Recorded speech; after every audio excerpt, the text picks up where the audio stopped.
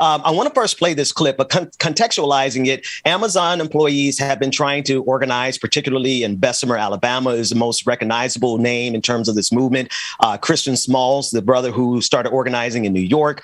There's just a whole lot that's happening around this. And I think it's important for every community, particularly the Black community, to see how these corporations that saturate our communities really treat employees. Let's start with that video that you captured, or that you released. We just want, so we've been told, sorry, I just want to be very clear, guys, here. We want to be, Sorry, I feel like we can ask questions respectful. We want to be respectful to be able to answer questions. I don't mean to cut you off, but I am asking everyone who is not part, who is not scheduled to be here, to please leave the room right now. If you were not scheduled to be in this particular meeting, I said this 3 times. I'm asking you to please leave the room. And if you don't, you will be insubordinate. And I want to make sure all of you understand that if you refuse to leave the room, once I asked you 3 times already, that you would be willingly insubordinate. I want to understand how we're insubordinate. Is there anyone here? Is there anyone inside the room who did not understand what I shared? No, we understand, but we also know that you understand that if you make us leave the room, that's a charge against Amazon. Is this a non-work area? All right. Is this a non-work area? I think I said it 3 times already. Can you answer my question, Felipe? 3 times. If you were not scheduled to be in the room for this particular meeting, I asked you to leave the room. Yes, we decided. Yeah, we're saying. We're saying. Not leave the room and be insubordinate. We're saying.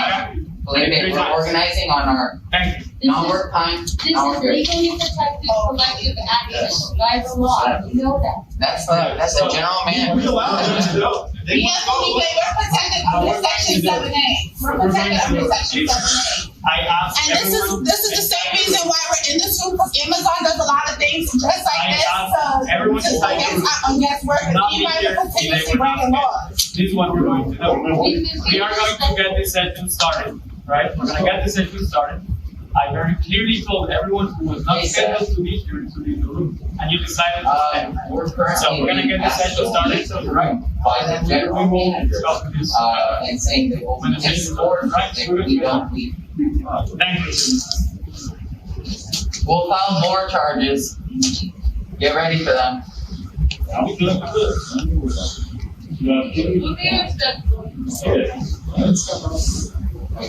Now, Jordan, for people who may not kind of get the grasp of the significance of this clip, could you help the people to understand what those Amazon employees were attempting to do and what the gentleman who was telling them that they were on the borderline of being insubordinate, what he was trying to stop them or allegedly stop them from doing? Yeah, so this is at JFK 8, which is the Staten Island warehouse New York, that workers have been trying to form a union basically for almost a year. They started last April.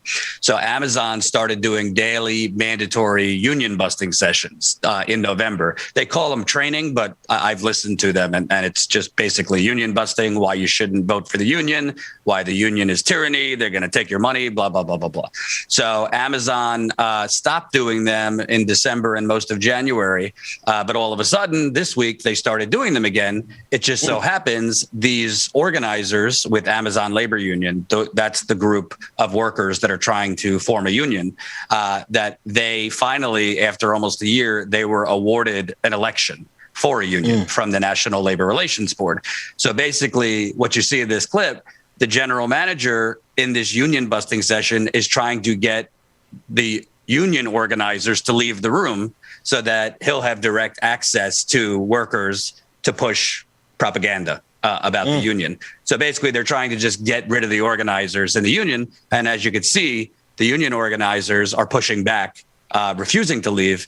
And as a result, they shut down the meeting. The meeting wasn't held. And I was told 2 other meetings that were supposed to happen were shut down because the union organizers basically weren't having it. I like to, I think I'd like to believe that everybody understands the importance of unions. I know historically unions are not exactly have been favorable to Black people, but notwithstanding, we have a strong history with labor. A. Philip Randolph, just to name one of the outstanding labor organizers in the Black community.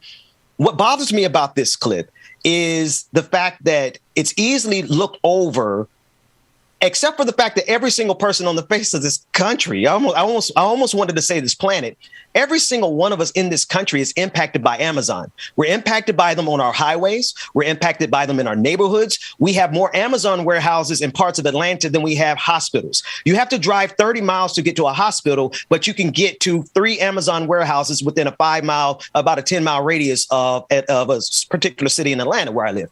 That said, how do we help people to understand why people who do not work in these warehouses, people who made themselves not be a part of unions, why is it so important for us to stand in solidarity with these workers? Because in order, frankly, to get your yoga mat in 2 hours from Amazon, there are workers literally fainting in the warehouse to get you that yoga mat for 2 hours. I mean, I've been reporting on this particular warehouse and the union busting for almost a year. You got workers that are literally homeless, sleeping in their car. Because they're not paid enough and can't afford a place in New York City. You have workers that were carted off on stretchers during the summer because the heat is so bad in this warehouse. You know, Jeff Bezos has enough money to go into space. I guess central air conditioning is a problem in these warehouses. Wow. You have workers that are literally being basically watched if they go to the bathroom and reprimanded. And by the way, what you're seeing, that union busting, that's just the tip of the iceberg. I've broken at Status Quo. They put signage everywhere in the warehouse, propaganda against the union. They literally put signage that union people are going to come to your home, your parents' home, almost like, you know, the immigration fear kind of language against these workers. You've had union consultants. Amazon pays millions of dollars to bring in union busting consultants, they call them trainers, to pull aside workers to basically talk against the union. And by the way, on the minorities point, the majority of workers at this particular warehouse are Black and brown. And that's right. I can't speak to other places, but in New York, it is mostly Black and brown people and a lot of young people. You know, we're talking 18 to 25. So really what they're trying to do, they are stone cold trying to bust this union, trying to make them lose the vote. And they're doing everything possible, which in this clip is basically, let's get rid of the union organizers so we have direct access to the workers that might be on the fence to push propaganda on them.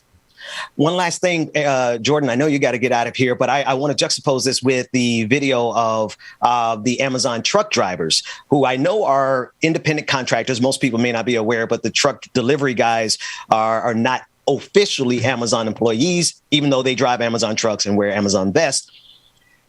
What we've seen, and the reporting has come out, that even your delivery driver is suffering underneath conditions where they have to urinate in bottles, right, to get us our packages in 2 hours or by the next day. And then last but not least, I'm sure you saw the report that Amazon is now concerned.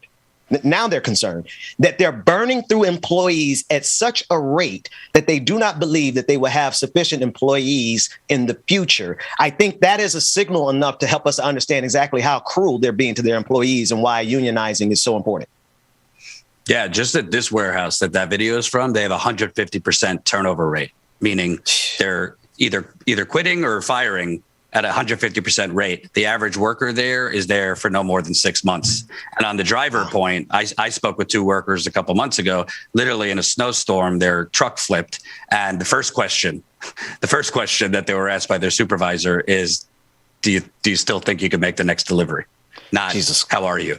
So this is literally, Ben, this is an economic Hunger Games. And, you know, the mass media, who gets a lot of money from Amazon, they generally report on it sort of, kind of, but not in depth. But if more people knew what is being done to these workers to get you your prime delivery, I do believe more people would, start to pull back.